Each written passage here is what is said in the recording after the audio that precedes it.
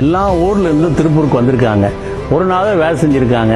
திருப்பூர்னால பயனடைஞ்சிருக்கிறாங்க. திருப்பூர்ல சம்பாதிச்சு வாழ்க்கையில ரொம்ப மிக செழிப்பா இருக்கிறாங்க.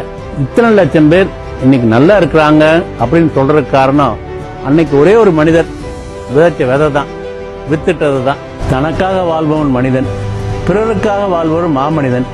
அப்படி ஒரு மாமனிதரை பத்தி தான் நாம் இப்ப பார்க்க போறோம். அவர் இப்ப திருப்பூரோட வளர்ச்சிக்கு ஆரம்ப காலத்துல அவரு தான் விதையா இருந்திருக்காரு. அந்த மாமனிதர் சையத் அப்துல் காதர் என்கிற எஸ்.ஏ. காதர் ஐயா தான்.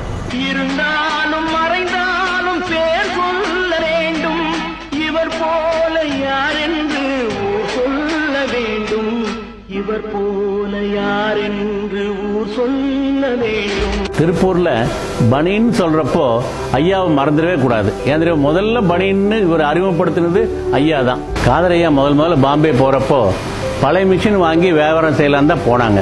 ஆனா போனவரு அந்த மிஷின் எல்லாம் பார்த்துட்டு இதுவே தொழிலா செய்யக்கூடாது அப்படிங்கிற ஒரு நல்ல எண்ணம் அவருக்கு தோணுச்சு.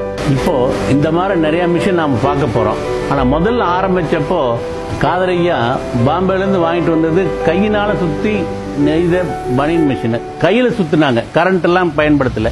கொண்டு வந்த மிஷினை அவரு பரிசோதித்து பார்த்து நல்லா வந்ததுனால தன் நண்பர்களும் சுற்றத்தாருக்கும் இது செஞ்சா நல்லா இருக்கும் அப்படின்னு அட்வைஸ் பண்ணி ஆளுக்கு ஒரு மிஷின் வாங்குறதுக்கு ஏற்பாடு செஞ்சு கொடுத்தாங்க. அதுல வந்ததுதான் இந்த பனியன் தொழில். அதுதான் ஆரம்பம் பனியனுக்கு அப்படின்னு சொல்லலாம். ஐயா அவர்கள் சுயநலமா நினைச்சிருந்தா இந்த தொழில் தன் குடும்பத்தோட நின்றுக்கும். ஆனா அவர் ஊரே நல்லா இருக்கட்டும் அப்படிங்கிற பரந்த எண்ணத்தோட, நல்ல எண்ணத்தோட இது செயல்படுத்தினாரு. ஊர்ல இருக்கிறவங்க அத்தனை பேரும் அண்ணன் தம்பியா நினைச்சாங்க.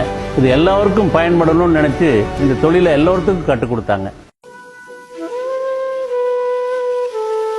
எஸ்.ஏ. காதர் ஐயா ஒரு சிறந்த சுதந்திர போராட்ட தியாகியாக இருந்திருக்காங்க. அதெல்லாம் பத்தி நீங்க கேள்விப்பட்டீங்கன்னா ஆச்சரியப்படுவீங்க. நாட்டுக்கு எப்ப சுதந்திரம் கிடைக்குதோ அப்பதான் நான் கல்யாணம் பண்ணுவேன் அப்படின்னு மன உறுதியோடு இருந்தாரு. தன்னோட 32வது வயதுல தான் கல்யாணமே பண்ணியிருக்காரு.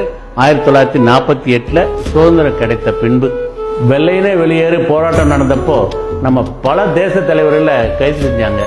கைதான நம்ம தேச தலைவர்கள் எல்லாம் விடுதலை செய்ய சொல்லி நாட்டுல பல இடத்துல போராட்டம் நடந்தது.